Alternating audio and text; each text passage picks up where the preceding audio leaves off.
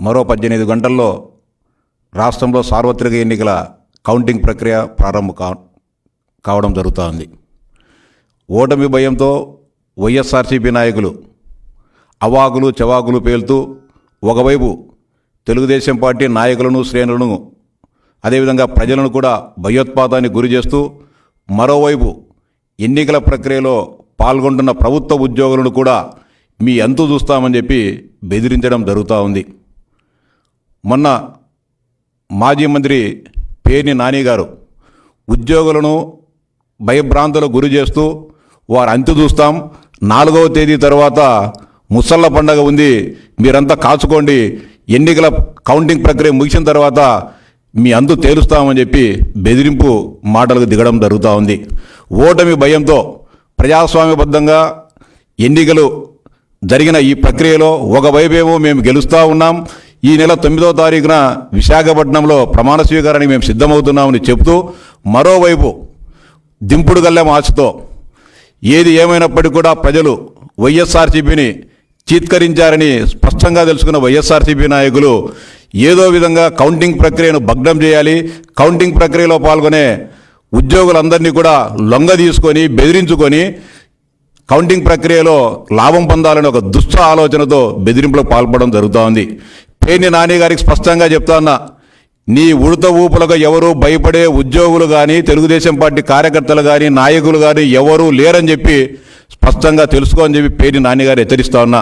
గత 5 సంవత్సరాలుగా అనేక రకాలుగా తెలుగుదేశం పార్టీ నాయకులను కార్యకర్తలను వేధించారు, ఇబ్బందులు పెట్టారు, బెదిరించారు, దాడులు చేశారు, జైల్లో పెట్టినా కూడా మొక్కవోని ధైర్యంతో ప్రతి ఒక్క కార్యకర్త కూడా మీకు ఎదురెడ్డి పోరాడడం జరిగింది.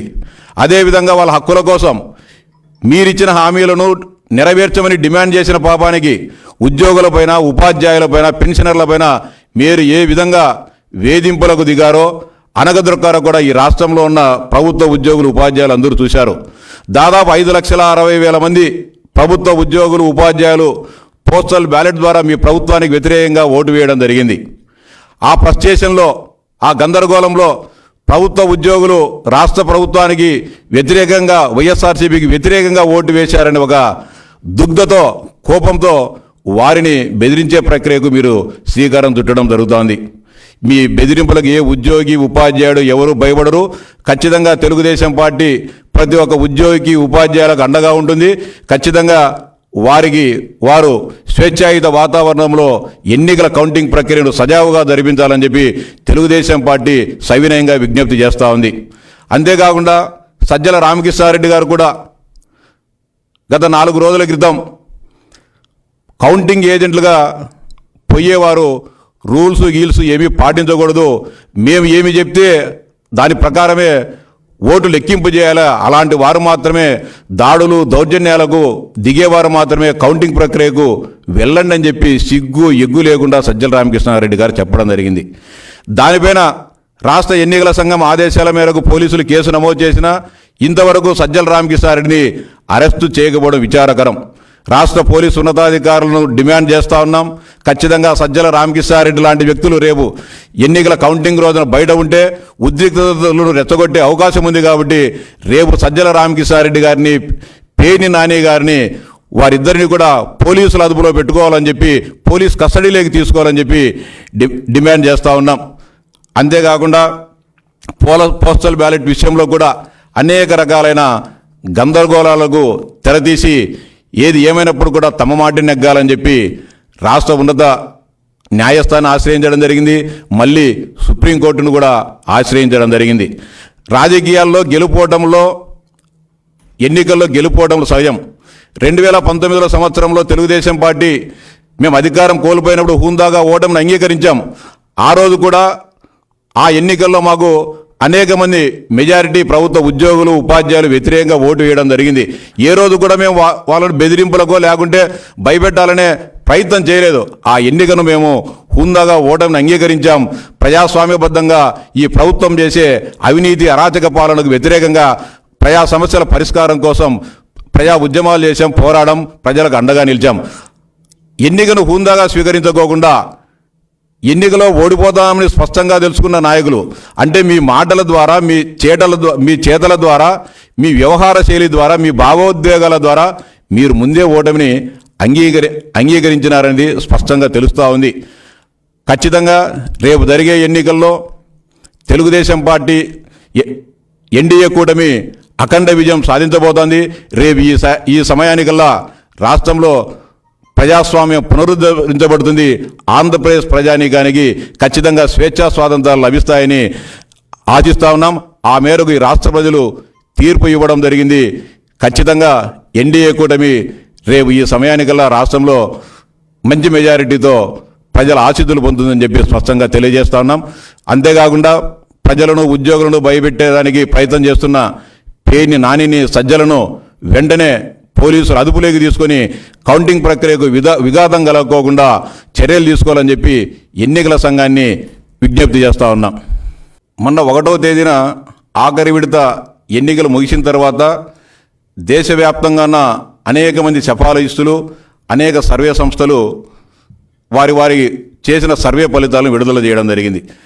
రకరకాల సంస్థలు, కొన్ని పెద్ద సంస్థలు, చిన్న సంస్థలు అన్నీ కూడా ఫలానా దేశంలో ఫలానా పార్టీకి ఇన్ని సీట్లు వస్తాయి, ఫలానా రాష్ట్రంలో ఈ పార్టీ ముందంజలో ఉంది. ఆ కోవలోనే ఆంధ్రప్రదేశ్లో కూడా కొన్ని సంస్థలు ఎన్డీఏ కూటమి అధికారంలోకి వస్తుంది, కొన్ని సంస్థలు వైఎస్ఆర్సీపీ అధికారంలోకి వస్తుందని ఇవ్వడం జరిగింది. అది సర్వసాధారణం. వారి సర్వే సంస్థలు వారి ఫలితాలను బట్టి వాళ్ళు ఇవ్వడం జరిగింది. కానీ ఆరామస్థాన్ గారు మాత్రమే ప్రత్యేకంగా ఈ రాష్ట్రంలో వైఎస్ఆర్సీపీ అధికారంలోకి వస్తాయని చెప్పడం జరిగింది. ఆయన చెప్తున్న విశ్లేషణలు కానీ, ఆయన చెప్తున్న భావన కూడా ఎంత పక్షపాత ధోరణితో మాట్లాడుతున్నారో అర్థమవుతోంది. ఆరామస్థాన్ గారికి సవాల్ చేస్తాను ఈ సందర్భంగా, మీరు 1వ తేదీ మధ్యాహ్నం 12 గంటల నుంచి సాయంత్రం 4:30 గంటల వరకు ఎక్కడ ఉన్నారో వివరాలు చెప్పగలరని ఆరామస్థాన్ నేను సవాల్ చేస్తున్నా. మీరు ఆ రోజు ప్రభుత్వ సలహాదారు సజ్జల రామకృష్ణారెడ్డి, ఆయన కొడుకు భార్గవ్ దగ్గర మీరు దాదాపు 4 గంటల పాటు సమావేశమై వారిచ్చిన సూచనలు, సలహాలు వారికి ప్రభావితానికి లోనై మీరు విజయవాడ నుంచి చిలకలూరుపేటకు పోయి మీరు ప్రెస్ మీట్ పెట్టి వైఎస్ఆర్సీపీ అధికారంలోకి వస్తుందని చెప్పి మీ సర్వే ఫలితాలని చెప్పి చెప్పడం జరిగింది. సవాల్ చేస్తాను, దీనికి ఒక శాసనమండలి సభ్యుడిగా నేను కట్టుబడి ఉంటా. మీరు ఆ రోజు సజ్జల రామకృష్ణారెడ్డితో సమావేశమై ఆయన సలహాలు, సూచనల మేరకు సర్వే ఫలితాలను ఇచ్చారా లేదో నువ్వు నమ్మిన దేవుని మీద నువ్వు ప్రమాణం చేసి చెప్పగలవు ఆరామస్తారని చెప్తా ఉన్నా. నేను ఎక్కడ కాల్చిన ప్రమాణం చేస్తాను, ఆ సజ్జల రామకృష్ణారెడ్డి గారితో సమావేశమై ఆయన ఇచ్చిన పేపర్లను, ఆయన టైప్ చేసిన ఫలితాలను మాత్రమే నువ్వు ప్రకటించావు తప్ప నిజంగా వాస్తవపూరితమైన ఫలితాలను ప్రకటించలేదు. అది నీ మనస్సాక్షికి తెలుసనే విషయాన్ని ఆరామస్థాన్ గారికి నేను స్పష్టంగా చెప్తా ఉన్నా. ఖచ్చితంగా మీరు ఇచ్చిన సర్వే రిపోర్ట్లలో చెప్తా ఉన్నారు బయటి ప్రాంతాల నుంచి కేవలం 3,40,000 మంది మాత్రమే వచ్చారని చెప్పి. ఈ భారతదేశం నుంచి దాదాపు 12 లక్షల మంది బయటి ఓటర్లు ఆంధ్రప్రదేశ్ రాష్ట్రంలోకి వచ్చి ఓట్లు వేయడం జరిగింది. ఒక్క బెంగళూరు నగరం నుంచే 4 లక్షల మంది ఓటర్లు ఆంధ్రప్రదేశ్కి వచ్చి వారికి నచ్చిన పార్టీకి, వారు మెచ్చిన పార్టీకి వాళ్ళు ఓట్లు వేసుకోవడం జరిగింది. మీరు చేసిన క్యాల్కులేషన్సే తప్పు. 5,60,000 మంది ప్రభుత్వ ఉద్యోగులు పోస్టల్ బ్యాలెట్లు ఉపయోగించుకొని ఓటు వేయడం జరిగింది. ఈ రాష్ట్రంలో ప్రస్తుతమైన పరిస్థితుల్లో ఉద్యోగులు ఎవరి వైపు ఓటేశారో నీ అంచనాలలో, నీ సర్వే ఫలితాలలో ఎక్కడైనా కూడా అది మీరు స్పష్టం చేయలేదు. దాంట్లో మీరు అంచనా వేసుకున్నారో లేదో తెలియని పరిస్థితి. నిరుద్యోగ యువత ఈ రాష్ట్ర ప్రభుత్వం మరి ఎంత అసహనంగా ఉందో వారి గురించి కూడా మీ సమీక్షల్లో కానీ, మీ సర్వేలో కానీ ఎక్కడ రాలేదు. కానీ ఎవరికి కావాల్సిన సర్వేలు వాళ్ళు ఇచ్చుకునే దాంట్లో స్వేచ్ఛ ఉంది, మేము దాన్ని ప్రశ్నించడంలే. ఎవరికి నీకు తోచింది నువ్వు ఇచ్చావు, కానీ దాన్ని పక్షపాత ధోరణితో ఇచ్చేసి దీన్ని మళ్ళా అనేక మంది కార్యకర్తలను ఈరోజు మీ మాటలు నమ్మో లేకుంటే ఇతర మాటలు నమ్మో ప్రభావితానికి లోనయ్యే వాళ్ళు ఎవరూ లేరు. రాష్ట్ర ప్రజలకు స్పష్టంగా తెలుసు. మస్తాన్ కానీ ఇంకొక మస్తాన్ కానీ ఎవరు చెప్పినా, ఎవరు చేసినా రేపు బంపర్ మెజారిటీతో అత్యధిక స్థానాలతో ఎన్డీఏ కూటమి అధికారంలోకి రాబోతోందనే విషయాన్ని మస్తాన్ గారు రేపు ఉదయం 9:30 గంటలకే ఆయనకు తేటతెల్లమవుతుంది. మరోసారి కూడా స్పష్టంగా చెప్తా ఉన్నా, ఉదయం మధ్యాహ్నం 12 గంటల నుంచి సాయంత్రం 4:30 గంటల వరకు మీరు ఎవరితో కలిశారో, ఎవరితో సమావేశమయ్యారో స్పష్టం చేయాలని చెప్పి మస్తాన్ గారిని డిమాండ్ చేస్తా ఉన్నా. ఆరా మస్తాన్ గారు ఆ సర్వే ఫలితాలు కానీ ఇయ్యకుంటే రేపు వైఎస్ఆర్సీపీ ద్వారా కౌంటింగ్ పోయేవాడు కానీ లేడు. కార్యకర్తలందరికీ స్పష్టంగా తెలుసు ఇది దింపుడు గల్ల మాసం. జగన్మోహన్ రెడ్డి 151 ఇచ్చానని చెప్పి ఆయనేమో స్విట్జర్లాండ్, ఫ్రాన్స్, ఇంగ్లాండ్కి వెళ్ళిపోయినాడు. సజ్జల రామకృష్ణారెడ్డి మీరు కొట్టండి, సంపండి, తిట్టండి, ఏదైనా సరే మీరు బ్యాలెట్ పోస్టల్ బ్యాలెట్ సించైనా సరే, ఈవీఎంలు పలగొట్టైనా సరే ఫలితాలు మనకు అనుకూలంగా వచ్చేట్టుగా చేయండి అని చెప్తా ఉన్నారు. కాబట్టి ఏదో విధంగా కౌంటింగ్ పోవాలంటే కౌంటింగ్ పోయే పరిస్థితి కానీ లేదు.